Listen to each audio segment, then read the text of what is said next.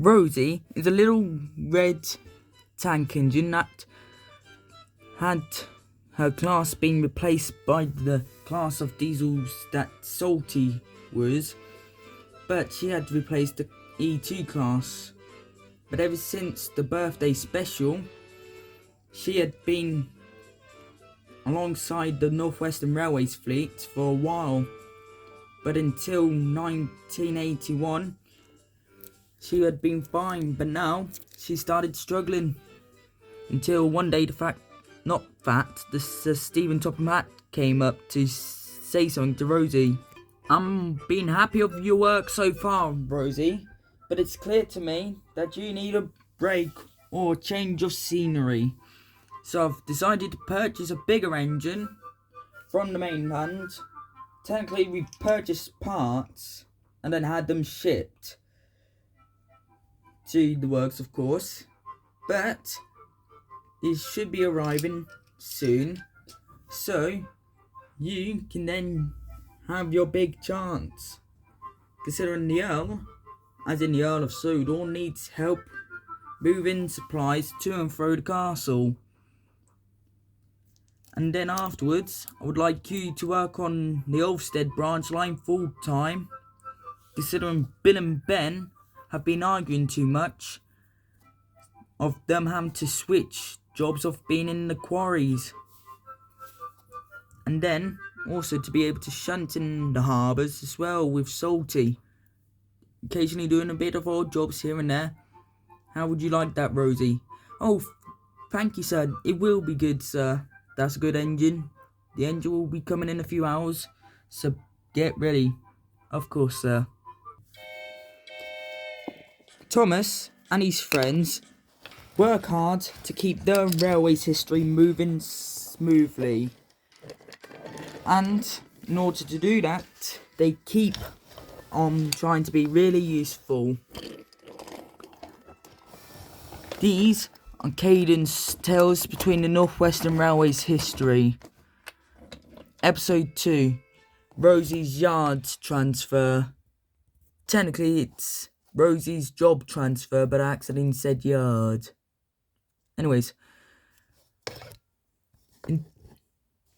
before we carry on, I would like to say that since me and GWR Productions are working on the season 1 finale, Thomas's Past, this is the only series so far that's going to keep moving until the end. But until after the season 1 finale, Finn's voice actor, which is GWR Productions, will not be voicing anyone until such time as we can actually find the time to do so. Until then, I will voice Finn until the end of season 1 has finally come out, when we try to get it done before the 80th anniversary, to be, of course, an 80th anniversary special for Thomas. But until then, enjoying the in-between series. Now let's get on to the episode. The new engine arrived quite quickly. Rosie, this is Whiff. I hope you do your best to make him feel welcomed. Of course, sir. Come on, Whiff. Let's go.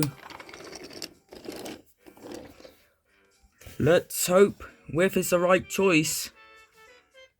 After Rosie had taught Whiff the ways of the yard, they took a break until James had then suddenly gotten stung for the second time in a row, as then Boko had to take one of the Wild Nor'westers. But he was supposed to have taken Edward's train back down to Ellsworth, until Rosie had seen the coach and went, "Someone needs to bring that down." And since there was no other engines available, Rosie's driver said, after speaking to the station master, "Come on then, Rosie, let's go and do this." As Rosie coupled up and moved the coach into the station. While Rosie was waiting, Toby was pulling in with Annie and Clarebell.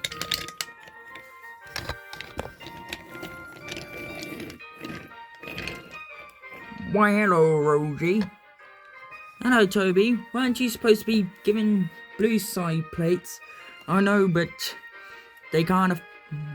We don't have the blue paint at the moment, because apparently the paint workers have gone on strike. Actually, not on strike. They're too busy making yellow paint, apparently, for the Elves project, which apparently has to do with the rocket, as in Stephen, apparently the name is, after his builder, Stevenson's rocket, apparently. Oh, apparently he's supposed to be working on the Elves estate for when the whole entire estate opens. Considering, you know, the Olmsted crew currently can't do it. Perhaps Emily would with the flyer. But still, go on. Show them how they should do things. Come on then, said Rosie as she took off.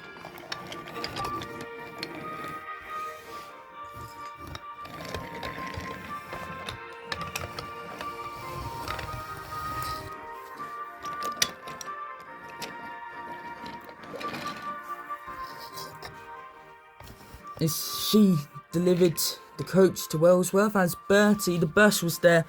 Beep beep, hello. You can't catch me though. Bye bye. Oi, you little not blue, red devil. Thomas, this is why I don't race. As then Rosie went to get turned around for a return trip. Meanwhile, she saw Edward and Ryan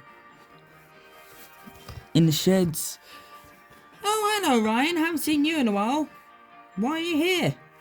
Well, since the Wellsworth branch is too busy at the moment, I've been called to do the banking and shunting duties around here.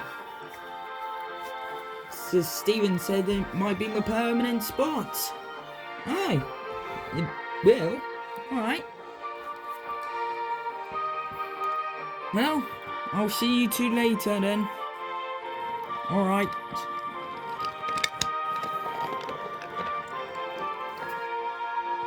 As then Rosie nearly ran into Percy. Whoa! Careful there, Rosie. What's the rush? Oh, sorry. I was just going back to the sheds for a nice rest. Well, good for you then. For me, I was just about to get the mail. But even then, I'm a bit too tired from today, since Thomas has gone to the works from his accident earlier, from where blimmin' Finn's trucks ran away from the top of the hill. Why does it that every single time I leave this yard, something bad happens? You know what? I'll take your mail, Percy. Thank you. Ah, oh, damn it, Percy, you snore too much. I'm gonna push you into the sheds because I'm nice.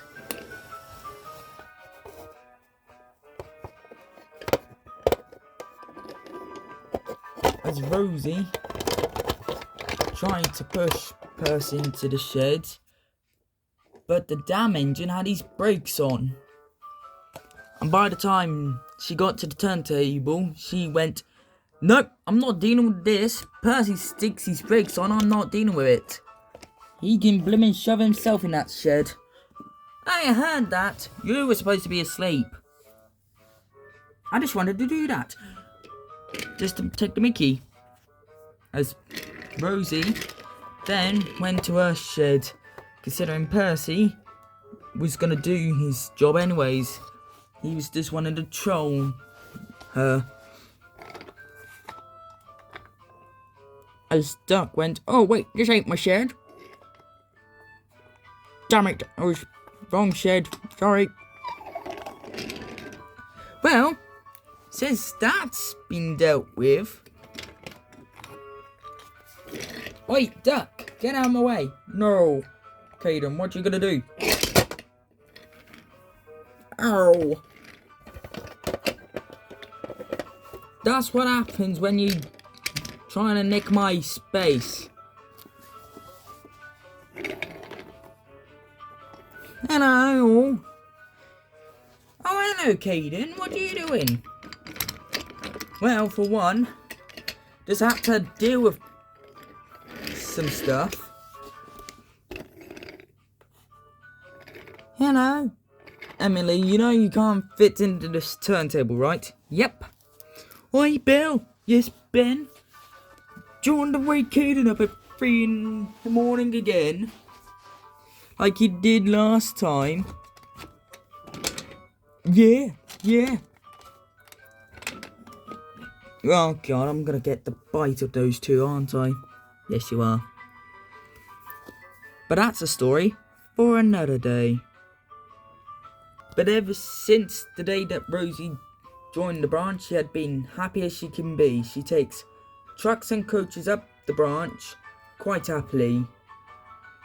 But dealing with the two terrorists, that's a story for another day. Thank you all for watching today's episode. But as I said at the beginning, the series is gonna, as in season 1's gonna take a hold until we get everything sorted out. But until then, the in-between series is gonna get lots of attention, expanding on characters, etc. So enjoy the time, and hopefully we can expand some characters' arcs more. But until then, this has been Caydin the A1 Terrier signing off.